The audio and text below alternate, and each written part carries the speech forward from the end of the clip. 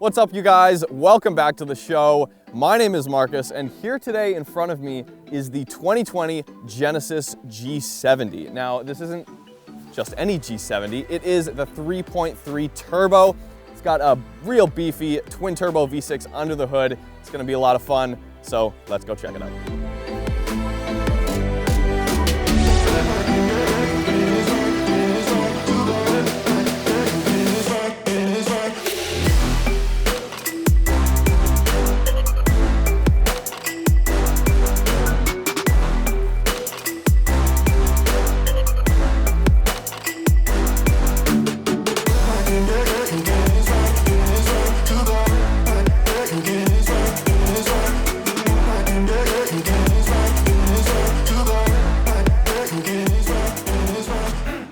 Okay, so here it is, the 2020 G70 3.3T. This is the top of the line G70 model, and like I said, under the hood, it's got that twin turbo 3.3 liter V6. Puts out 365 horsepower and 376 pound-feet of torque. This thing, it's a bit of a sleeper. It's real fast, and we'll get right into that. As you can see, it is optioned with these Brembo brakes, the red calipers, as well as the ventilated discs that are slightly larger than the base model, and then a bunch of other features on the interior that really separate the Genesis brand from your average Hyundais that you see on the showroom floor. So without further ado, let's get in, go for a drive, and see how it does.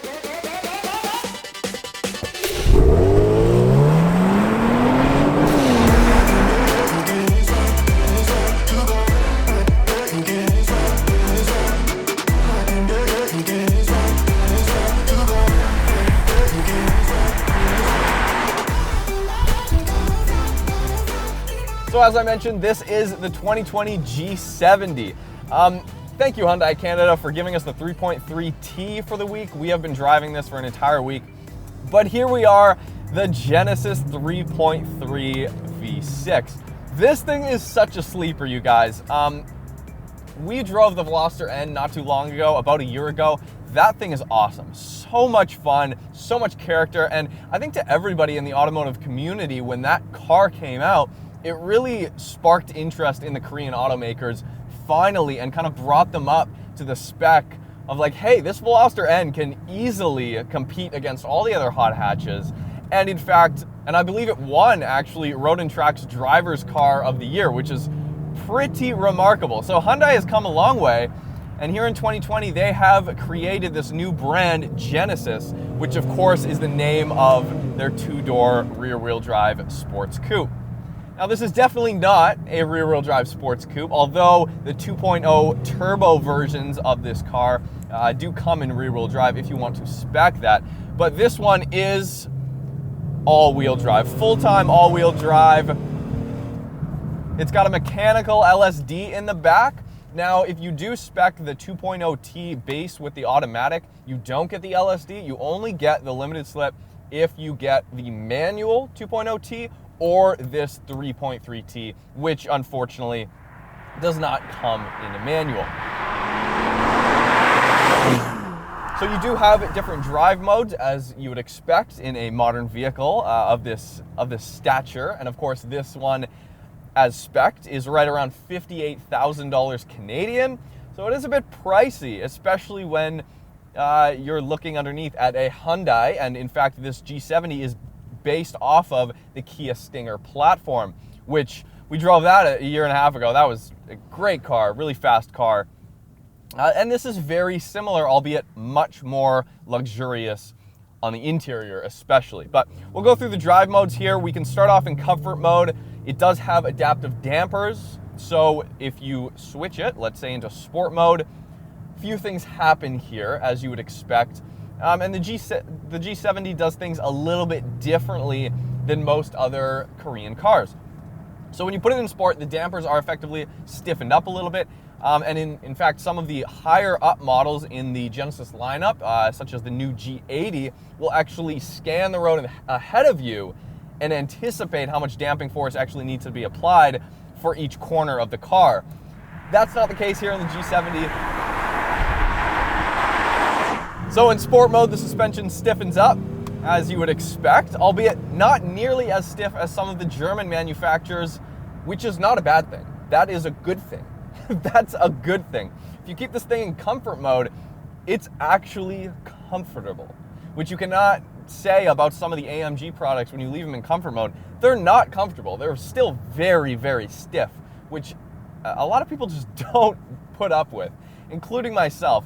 And that's what I mean when I drive a car for a week. You get a better sense of how comfortable a vehicle is and how it actually performs. And in sport mode, the suspension's great. So you can actually put it in custom, right? So you can individually change each one of these aspects of the car. So you have the powertrain, which you can change. You have the suspension, as I mentioned, which you can change. And then you have your steering, and you have the all-wheel drive system in sport, as you can see here. So my custom settings, how I like it, I actually keep the powertrain in comfort mode. This is the opposite of what I usually do. Usually in an AMG, I'll put the suspension in comfort because it's still not comfortable enough. And then I'll put the powertrain in sport because the throttle mapping on those cars is great. Now in this car, if you put the G70 in sport, the throttle's way too sensitive. It's way too twitchy, especially when you're exiting a corner and you want it to be responsive and have a predictable amount of power and torque sent to all four wheels. It's just too twitchy and too touchy. I think even if you were on a racetrack, I think it just would be a pain, and you'd unsettle the car on every corner. So that's a minor gripe, and it's really only the case if you're driving relatively quickly. But the thing handles great. It sticks. It's got wide tires on it. I believe it's got 225s all around from the factory, and the 3.3T does come with those Brembos as standard as well. So you get the Brembos. Has to be said, you guys, this press car has 6,000 kilometers on it, and the Brembos are beyond warped. The rotors are toast. And I know that's because journalists that are getting their hands on this car are driving it how we are. So I see how that could happen. But either way, it does have those slightly bigger rotors up front, so you do have more stopping power. With this V6, the car does actually weigh a little bit more than the 2.0, as you would expect, because it has 2 more cylinders and 2 more turbochargers. But here, just to demonstrate that this car is, in fact, no joke, we will just put it in sport mode, and we're just gonna slam the gas from 0. That's 376 pound-feet of torque, and that's 100 kilometers an hour, and that's 140. It's no slouch. It's no slouch. And this is where I come in here and say, you probably don't need the 3.3T. You probably don't. Hyundai probably, Genesis hates me for saying that probably, but it's just how I feel. This thing is such a brute. It is real torquey. Real torquey. The power band is phenomenal. You can be in any gear. You can be in any gear. And that's what I love about old school V6s, because they are kind of old school in 2020. But you do pay the sacrifice of using more fuel. And if you're on throttle and you're in boost, even a little bit, you are going to suck down the fuel with this V6. It's fun though, and although it is definitely not the most inspiring engine, it just does not have the sound, it doesn't have the character that I think some of these other sports sedans do have, such as the M340i, which yes is about $10,000 more than this, but just as an example, that engine, that inline 6 turbo, sounds much better than this, seems to have just as much power. It doesn't fall flat on the top end. The 3.3T does rev to 7,000 RPM, but you want to be shifting before that. And in fact, if you are full throttle in automatic, even in sport mode, the car will actually short shift. So it knows the power band's lowered down, and it kind of compensates for that. So the G70 is a great all-around package. It's really unassuming from the outside. I find Korean manufacturers, especially Genesis, are taking a lot of cues from the European manufacturers. And from the rear end, frankly, I mean, the taillights look to be straight off of a 2 Series or some BMW. From the rear end, you would never guess that this is a Korean car, or at least I wouldn't have until 2020. But it does everything very well. I really don't have huge knocks against the car until you begin to drive it towards the limits, which most people, yes, are not going to be doing like we are here, but that's our job. And the first indication of that would be the warped rotors. The second indication of that would be the throttle mapping in sport mode. You can tell, I mean, an E46 M3, I hate to say it, is a great benchmark as far as inputs go, as far as what an enthusiast wants when they're driving in a sport kind of style, I guess, in an enthusiastic style, right? And I get it, that's not what this car is fully about. That's not the entire aura of this car, but it's got the red Brembos, it's got the 3.3T, it's got 376 pound-feet. So I just expect a little bit more finesse when it comes to these driving modes here. All-wheel drive works great. I mean, it pulls you out of the corner like nothing else. And if you're not expecting the kind of power that this car's putting out and you begin to hustle it on a back road, you'll have a smile on your face. You will have a smile on your face. No, it will not be because you're rowing the gears. It won't be because of the sound you're hearing, but it will be just because you don't expect the G70 to perform like it does. At $58,000, it is a bit pricey, honestly, even for a Genesis. Traditionally, Hyundai and Genesis, their whole shtick, same with Kia and the Stinger, is let's bring in a bargain option to go after cars like the 3 Series and the C-Class, right? The interior on the G70 is nice. The steering wheel, while very functional and has everything you need, it's got radar cruise control, so it will brake and accelerate for you in traffic. You don't have to touch the brake or gas at all. It does have paddle shifters. One gripe I will say about the paddle shifters though, if you are in a corner, even in sport mode or in comfort mode, usually it's more so in comfort mode, but when you're in a corner and the car's in drive and you're in a gear, whatever gear that may be, maybe you're at 2,000, 2,500 RPM, and you accelerate a little bit harder, you give it a little bit more throttle input, it will down gear really aggressively, when the whole point of a twin turbo V6 is that you don't need to down gear basically ever, because it has so much torque down low. So I feel like the transmission tuning could be a little bit smarter, if that makes any sense, because it really does not need to downshift, and you'd have much more predictability and a situation where you're less prone to unsettling the car because the transmission's making 2 back-to-back shifts mid-corner when you didn't expect it to. So I have ran into that a couple of times where the car will get a little bit squirrely when you're trying to put on the throttle, and that's when the paddles come in.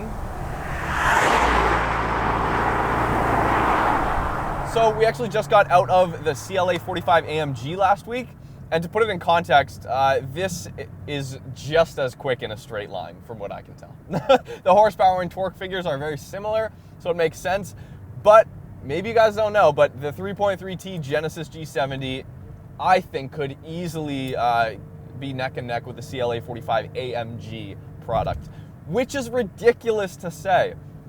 That being said, the interior here is not everything that it could be, especially when you're paying $58,000. I think you can absolutely do better on an interior here, which is why it's kind of strange, because Genesis is the budget brand when compared to the European manufacturers. Traditionally, that's what they do. They undercut the competition, the European competition.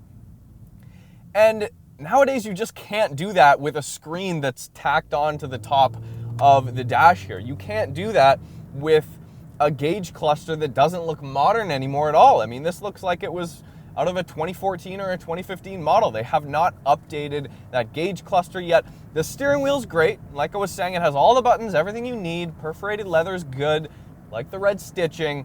It looks like an old man's steering wheel. That's the big caveat. And like you can make up your own mind by looking at the interior here, but you can see a little bit of wasted space here. I don't know what that's for. You can't really put anything on here because you want to slide it back anyways. So this is pretty much always slid back. You do have a wireless charging pad, which is great.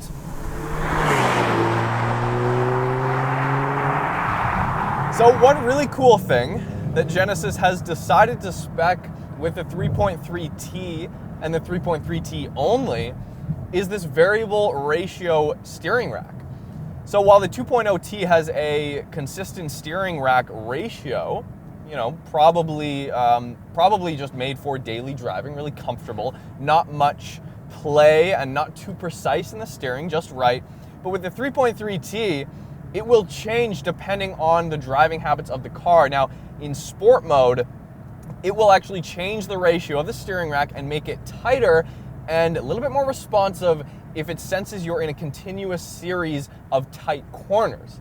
Now, in contrast, when you're on the freeway and you're at high speed in a straight line, it will do the opposite. It will make it a little bit looser. You know, you can move the steering wheel a little bit and the car will not move nearly as much, creating a more stable driving experience at high speed. That's really cool. Now, that is the one big thing that tells me that Hyundai's absolutely still on the right track as far as the enthusiast perspective goes. And that gives me hope for the next generation Veloster and Veloster N, and maybe some Genesis N products in the future, whatever those may look like. Doesn't have the most feel in the world. It's a little bit, I've heard people say this in the past, it's a little bit like a video game. It's a little video gamey. It doesn't have the most feel. You don't feel directly connected to the front axles. And that may have a little bit to do with the weight of that engine as well. But all in all, I mean, the car's inputs are great. And the fact that Hyundai has put a variable ratio steering rack in the 3.3T is awesome. And that's just a little bit of an indication of where this MSRP comes in at. Because if this did not have any of these sports stuff, if it didn't have adaptive dampers and the variable steering ratio, I'd imagine this would probably be about $10,000 cheaper. But that being said, if you don't need this stuff, you just go with the 2.0T. So anyways, you guys, thank you so much for watching. Hopefully you guys enjoyed this review on the Genesis G70. I like this car, and if it's for you, I'm sure you can already tell by the end of this video. You probably already know if it's for you or not. So I hope we provided a little bit more insight for you. Subscribe if you haven't already. Hit us up on Instagram at Roads Untraveled if you want to see some of the stuff we're doing on a daily basis and what we're shooting and where we're going and whatnot. But until then, this has been the Genesis G70 3.3 Turbo. We'll see you next time.